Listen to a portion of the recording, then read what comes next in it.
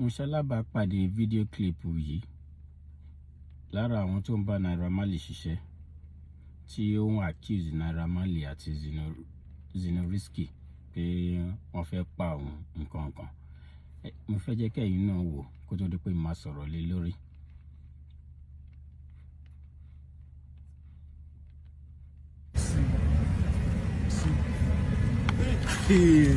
Maybe they don't even know they almost they carry you, they do self. See blood everywhere. See blood. See.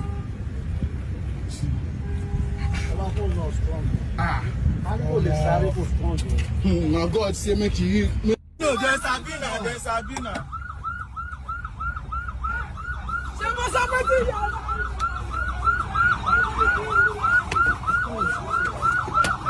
Video clip yẹn lẹ́tí wò yẹn tí a bá ní ká wọ̀rọ̀ tó wà lẹ́yìn sìn allege ni àti lè sọ pé bí a Naira Marley nǹkan àti Zenoleesky àbí kí ló ń pè mi ò mọ orúkọ ẹ̀ pé ohun tí ẹni yìí sọ pé bóyá ó rí bẹ́ẹ̀ àbí kò rí bẹ́ẹ̀, but nǹkan tí mo tẹ̀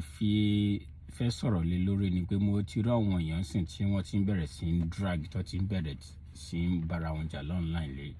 lé ọ̀rọ̀ yìí lórí tó dẹ̀ jẹ́ pé máa ń fún ní ìsinmi torí irú nǹkan báyìí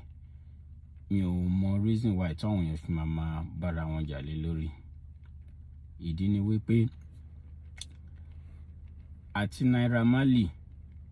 tó jẹ́ ọ̀gá wọn àti gbogbo àwọn tó ń bá Naira Marley ṣiṣẹ́ pẹ̀lú bó ṣe ń lo live wọn, ẹ má jẹ́ ká máa live life under pretense. Pẹ̀lú bó ṣe ń lo live wọn, obviously kò sí kí irú nǹkan báyìí má máa ṣẹlẹ̀. Tẹ́ bá wo orin tí Naira Marley ń kọ, tẹ́ bá wo bó ṣe ń live mọ́ra ẹ̀, ká compare náà sí irú Portable ń sìn. Ọ̀rọ̀ owó ẹni tó bá ti make ẹ̀ àbẹ́ ẹni tó bá ti náwó lọ́wọ́ a kì í rò pé bí ẹni tí ń kọjá owó. Ẹ báwo tó bá ń ṣe fídíò clip, àwọn kan ṣe ló máa gbégbó dání, àwọn kan ṣe ló máa jó níhòòhò almost half naked, àti àbúrò àti ẹ̀gbọ́n àti ọkùnrin wọn àti obìnrin wọn tí gbogbo ọjọ́ wọn máa ṣe. So tó bá ń lóru lifestyle báyìí, kí lẹ rò pé outcome ẹ̀ máa jẹ́? Kí ni end result?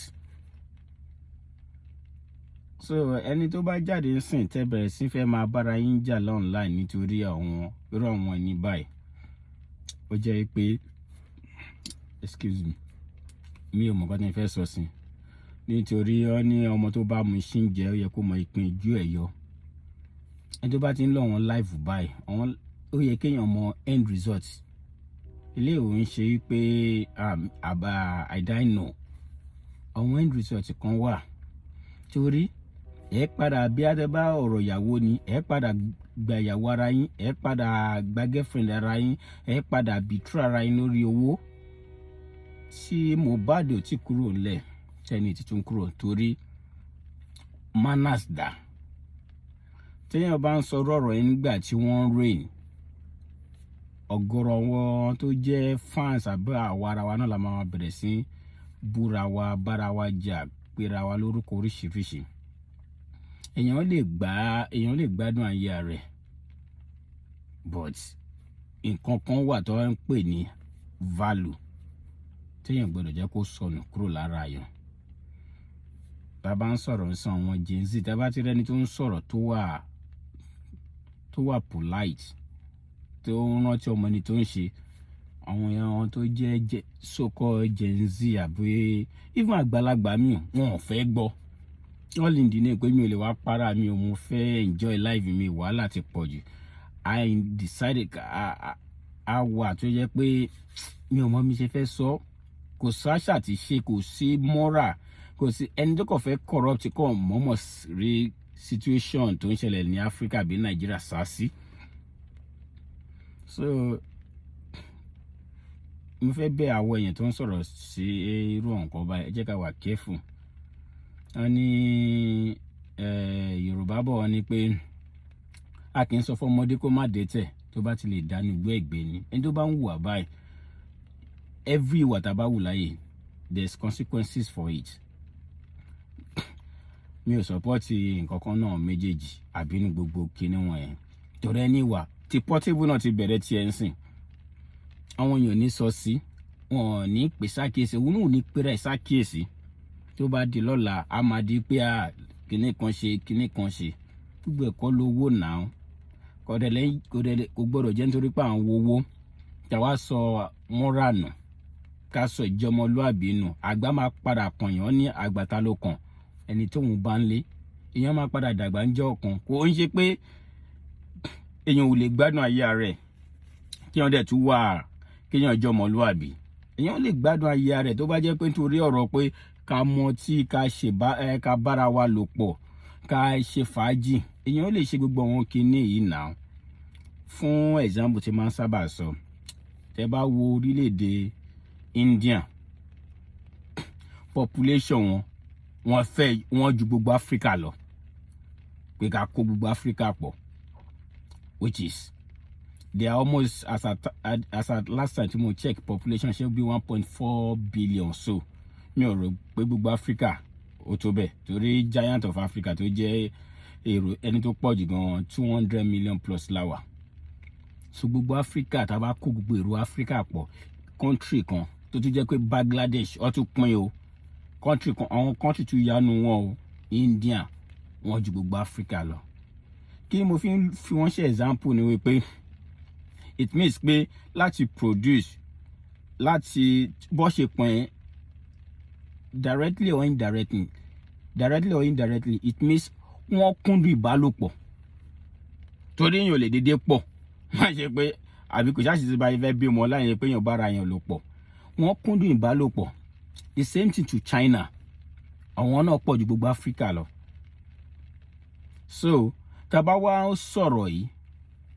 pé àwọn tó pọ̀ tó yìí which is àwọn náà máa kúndùn ìbálòpọ̀ ẹ wá lọ wo culture wọn aṣọ dábòlẹ̀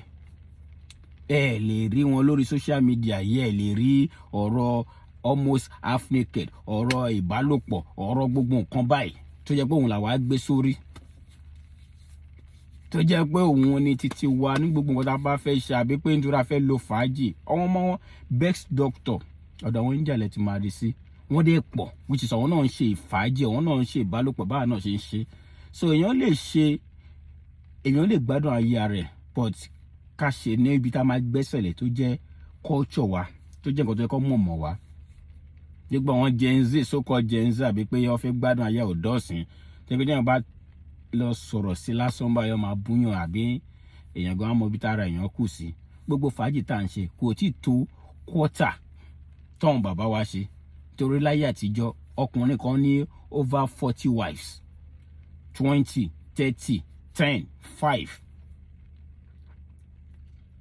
gbogbo fàájì tá náà wà ń ṣe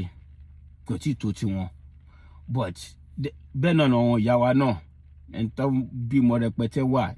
obìnrin kan lè bímọ 20 15 10 5 ìṣàìṣe ọjọ́ kan tó ń bá wọn sùn náà lọ ń lóyún àwọn náà kúndùn ẹ̀ ń gbà yẹn but moral àti kí ló ń pè àṣà àti ṣe sì wà ọlọ́run á bá wọn yanjú ẹ̀ o fún gbogbo àwọn tó fẹ́ sọ ilé ìdí kìíní sí kọ́ bẹ̀rẹ̀ sí bára wọn jà àwọn yẹn gangan ni mo torí ẹ̀ jáde láti sọ pé èèyàn kì í sọ fọmọdé kó má dẹ́tẹ̀ téèyàn bá lójú inú life tí àwọn guys ń lò èèyàn máa mọ end result ẹ̀